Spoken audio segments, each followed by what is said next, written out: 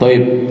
Kemudian hadis yang berikutnya atau bab yang berikutnya, Ats-Tsalitsa Asyara, bab yang ke-13, berjudul Istihbabul wudu'i, disunahkan untuk berwudu, lil junubi, bagi seorang yang junub, mengalami junub.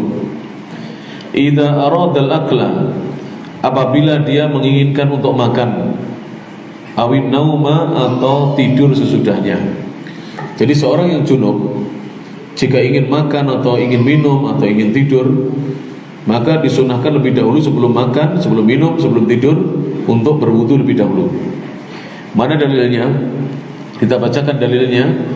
An Aisyah radhiyallahu anha, dari ibunda Aisyah radhiyallahu anha, qalat, ibunda Aisyah berkata, kana Rasulullah sallallahu alaihi wasallam, dahulu Rasulullah sallallahu alaihi wasallam, idza kana junuban, apabila beliau sedang junub, fa arada an ya'kula, kemudian beliau ingin makan, au yanama, atau ingin tidur, tawadda'a wudu'ahu lis-shalah, maka Nabi berwudu sebagaimana wudunya beliau untuk mendirikan salat.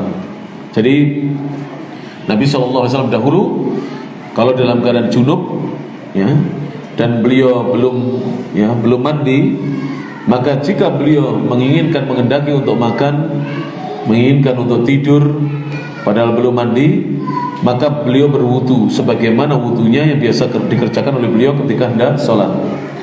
Hadisnya rawahu al-Bukhari, dikeluarkan oleh Imam al-Bukhari, hadis nomor ats-tsaminu wa-tsamanuna wal-mi'atan, hadis nomor 288. Wa Muslimun, dan juga diriwayatkan Imam Muslim, hadis nomor al-khamisu wa-thalathumiyah, 305. Zadal Bukhari, Imam al-Bukhari menambahkan, ghasala farjahu, sebelum berwudu dia mencuci kemaluannya lebih dahulu, membersihkan kemaluannya lebih dahulu. Jadi dalam riwayat Imam Bukhari ada tambahan bahwa Nabi sebelum beliau berwudu dicuci kemaluannya lebih dahulu supaya hilang apa yang menempel dari air mani itu, hilang. Walaupun para ulama menghukumi, ini para jamaah perlu diketahui ya, air mani itu adalah satu-satunya yang keluar dari kubul kemaluan depan yang tidak najis.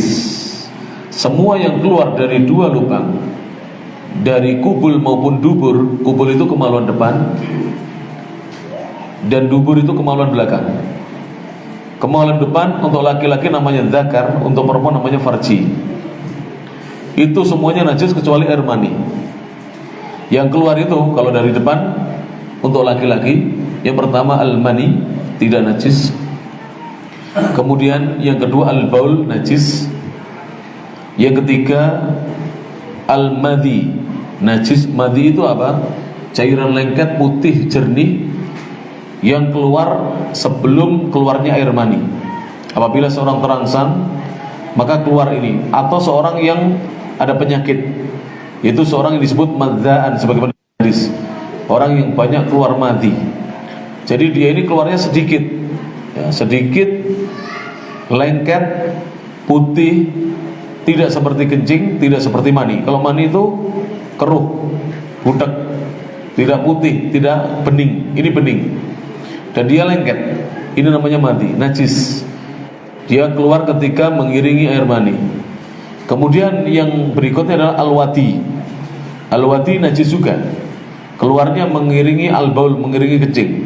Jadi seorang yang capek, misalnya olahragawan atau bapak-bapak, sepulang dari kerja atau sepulang dari safar yang jauh, kecapean, maka ketika pipis itu biasanya terakhir masih keluar sesuatu yang agak kental. Dia keruh, ada yang warnanya agak kecoklatan atau kehijauan, keruh, dan itu najis karena juga berbau.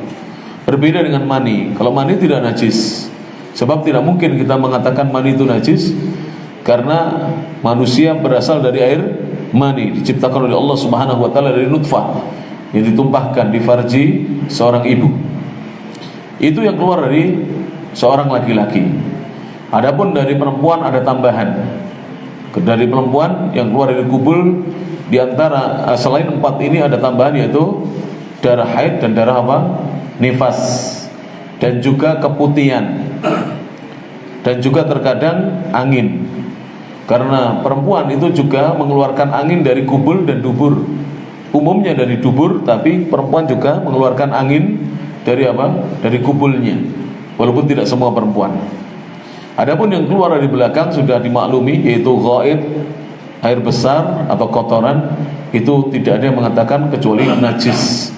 Sehingga semua yang keluar dari dua lubang ini najis kecuali apa? Air mani.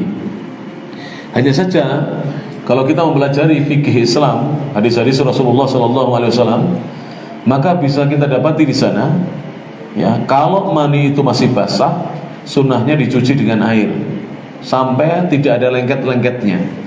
Tapi kalau mani itu sudah kering, maka dikerik dengan kuku. Sebagaimana dalam hadisnya Aisyah radhiyallahu anha, beliau biasa mencuci bajunya Rasulullah yang terkena air mani, atau mengerik baju Rasulullah yang terkena mani yang sudah kering.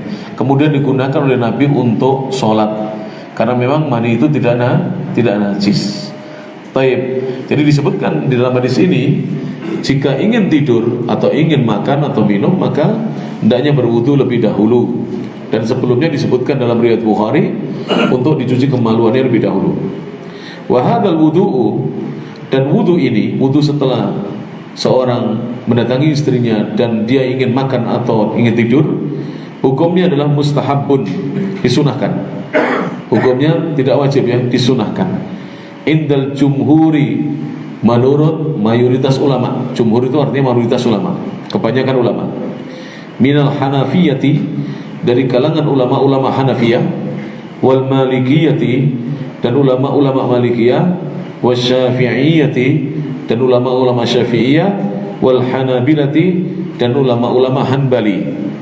Wa huwa qaulu Ali bin Abi Thalib, dan ini juga pendapatnya sahabat yang mulia Ali bin Abi Thalib, wa Ibni Umar, dan Ibnu Umar, wa Aisyah, dan Aisyah, wa Saddad ibni Aus, dan Saddad ibni Aus, wa Abi Sa'id al-Khudri, dan Abu Sa'id al-Khudri, wa Ibni Abbas radhiyallahu anhum, dan Abdullah bin Abbas. Hukumnya apa? Sunnah. Jadi jangan langsung makan dan tidur, ya. Ke kamar mandi dulu, cuci kemaluan, kemudian apa? Berwudu. Itu lain itu, ya. Lain, beda langsung tidur itu. Badan itu pegel-pegel, kalau ke kamar mandi menjadi segar kembali dan bersih. Minimal itu bersih, tidak ada kotoran di sana. Apa yang disebutkan ini oleh penulis, naklan, dinukil, min maqalati asy-syekh, dari tulisannya Syekh Abil Barak Muhammad ibn Abdul Mun'im Ali-ila wa hafidhullahu ta'ala. Undur, silakan dilihat Mauqi' Al-Aluka Al-Syar'iyah, web dari Al-Aluka Al-Syar'iyah. Thayyib. Ini tadi pada jamaah rahmatullah ta'ala sunnah yang juga banyak dilupakan oleh kaum muslimin. Banyak kaum muslimin setelah mendatangi istrinya, kemudian dia menunda mandinya sebelum subuh karena dia merasa ini masih lama, dia tidur kembali tanpa berwudu. Maka ini adalah perkara yang banyak dilupakan oleh kaum muslimin, hendaknya dikerjakan.